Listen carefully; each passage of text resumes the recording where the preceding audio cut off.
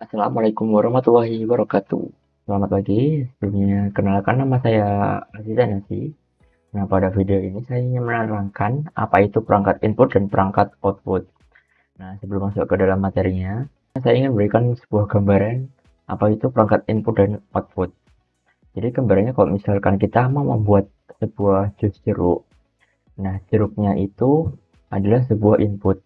Habis itu kita masukkan ke dalam blender yang mana itu adalah prosesornya. Setelah diolah oleh prosesor, habis itu kita akan mendapatkan outputnya yaitu jus jeruknya itu. Nah, gambaran kasarnya seperti itu. Nah, habis itu langsung masuk ke apa itu perangkat inputnya itu sendiri. Nah, apa itu perangkat input? Input adalah perangkat yang digunakan untuk memasukkan data dan program ke dalam komputer. Nah, dengan kata lain, bisa dikatakan perangkat input itu membantu kita memberikan instruksi kepada komputer itu. Nah, misalnya itu, jika kita ingin memasukkan sebuah teks ke dalam komputernya, kita menggunakan sebuah keyboard. Nah, karena itu, keyboard itu adalah sebuah perangkat input. Nah, habis itu dengan cara yang sama, misalnya dengan saya yang berbicara ini, ada perangkat audionya. Nah, kita bisa memasukkan perangkat audio menggunakan sebuah mikrofon. Jika tidak ada mikrofon, maka suaranya tidak akan bisa terbaca oleh komputernya itu. Lalu apa saja contoh-contoh dari perangkat input ini? Nah, contoh yang pertama yang tadi sudah saya sebutkan di awal yaitu adalah keyboard. Nah, keyboard ini kejelasannya adalah perangkat input utama pada komputer yang digunakan untuk memasukkan data dalam bentuk teks, angka, dan perintah. Nah, keyboard terdiri dari deretan tombol atau key yang masing-masing mewakili karakter tertentu seperti huruf A, B, C, D, E, F, G, H, I, J, K, L, M, N, angka 1, 2, 3, 4, 5, dan simbol kayak underscore, plus, sama dengan, serta tombol-tombol khusus seperti Ctrl, Alt, Shift, Backspace. Nah, seperti itu. Contoh kedua adalah mouse. Jadi mouse adalah perangkat input yang digunakan untuk menggerakkan kursor atau pointer di layar di dalam komputer. Dengan menggunakan mouse, kita dapat berinteraksi dengan elemen-elemen grafis di layar seperti icon, menu, dan jendela aplikasi. Setelah melakukan berbagai tindakan seperti mengklik, memilih, menyeret, atau menjatuhkan file-file yang kita pilih. Nah, komponen yang biasanya ada dalam mouse itu ada ya tombol kiri, tombol kanan, scroll wheel, habis itu ada sensornya biar kursornya bisa bergerak. Dan biasanya ada mouse-mouse tertentu ada kayak tombol tambahannya, kayak tombol back di kiri mouse-nya gitu. Habis itu untuk contoh yang ketiga adalah scanner. Scanner sendiri adalah perangkat input yang digunakan untuk mengkonversi dokumen fisik seperti gambar atau teks yang dicetak menjadi bentuk digital. Nah, proses ini disebut scanning atau pemindaian, di mana scanner mengambil gambar dari dokumen dan menyimpannya sebagai file digital di komputer yang kemudian bisa diedit, disimpan, atau dibagikan. Gimana sih cara kerjanya scanner? Nah, scanner itu menggunakan sinar cahaya untuk membaca dokumen atau gambar.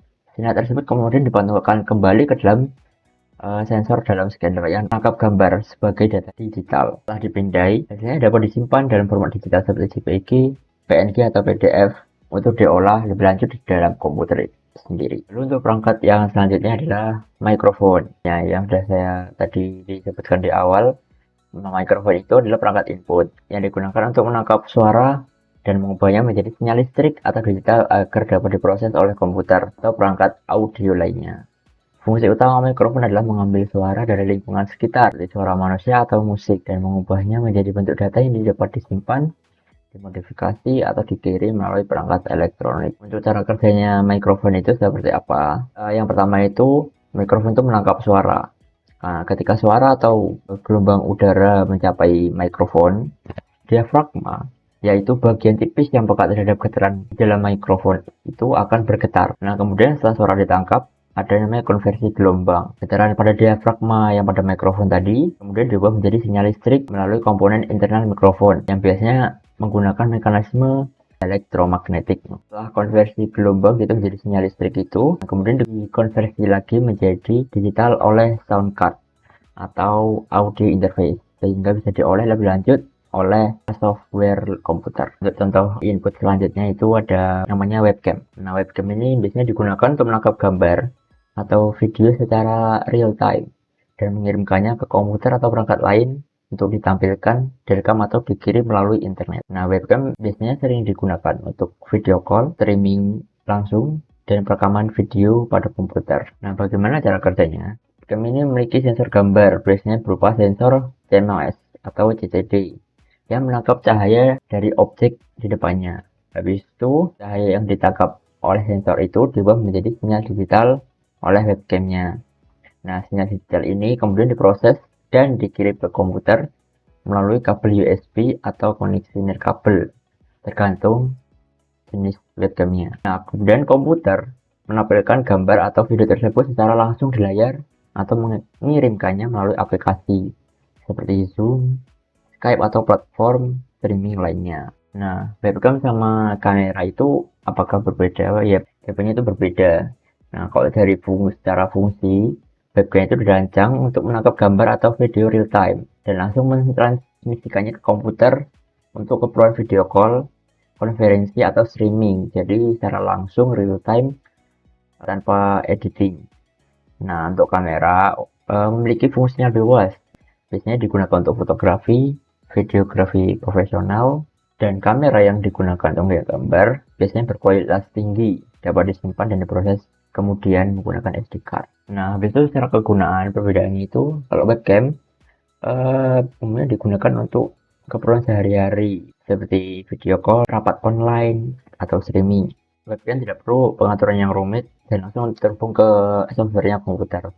Nah, kalau untuknya kamera ini biasanya untuk fotografi atau videografi.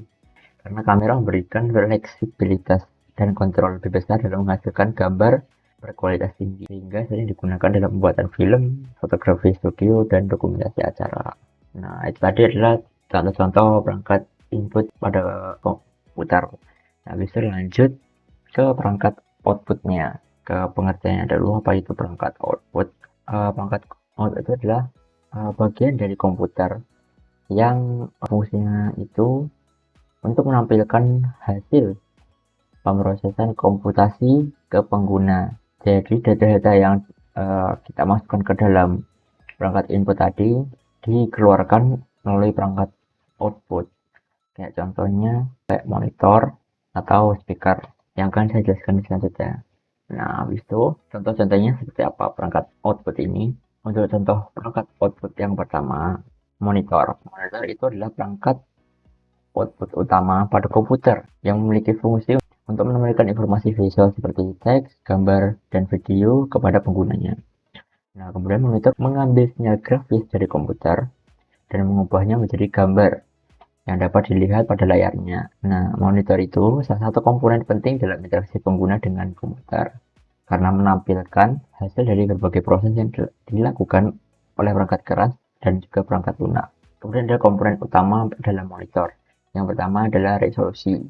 Nah, resolusinya itu kayak misalnya jumlah pixel yang dapat ditampilkan pada layar. Nah, semakin tinggi resolusinya, semakin banyak pixelnya, misalnya kayak 1080p, 1440p atau 4K. Nah, itu gambar yang dihasilkan itu semakin tajam dan gambar yang ditampilkan juga semakin detail. Nah, kemudian ada refresh rate, yaitu kecepatannya layar dalam perbarui gambar dalam per detiknya, diukur dalam Hz atau Hz. Nah, motor dengan yang refresh rate tinggi, kayak misalnya 120 Hz atau 144 Hz, menghasilkan gambar yang lebih halus, nah terutama untuk gaming. Jadi semakin tinggi refresh rate-nya, semakin halus gambar yang ditampilkan. Kemudian ada response time, yaitu waktu yang dibutuhkan oleh monitor untuk merespon perubahan dari satu gambar ke gambar yang lain. Nah, waktu respon yang rendah seperti 1 ms atau 5 ms memberikan pengalaman yang lebih lancar, terutama dalam game dan video. Kemudian untuk contoh yang kedua adalah printer. Nah, printer itu adalah perangkat output yang digunakan untuk mencetak teks atau gambar atau grafik dari komputer ke media fisik, biasanya dalam bentuk kertas. Nah, printer itu berfungsi untuk mengubah dokumen digital menjadi dokumen fisik, kebalikan dari scanner yang tadi yang mengubah dokumen fisik dalam dokumen digital. Nah, biasanya printer ini adalah alat yang penting, terutama di lingkungan perkantoran, sekolah, atau mungkin di rumah. Nah, untuk contoh perangkat output yang selanjutnya itu ada speaker.